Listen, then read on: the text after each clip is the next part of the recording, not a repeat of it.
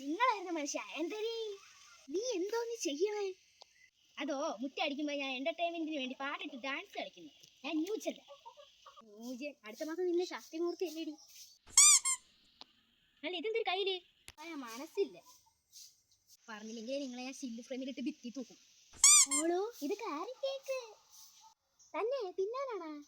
ഏയ് അല്ലല്ല, ഞാൻ ഇന്നലെ യൂട്യൂബിൽ ക്യാരറ്റ് കേക്ക് കുഴിച്ചിട്ട് നല്ല വിളവുണ്ടാക്കണ കണ്ടായിരുന്നു.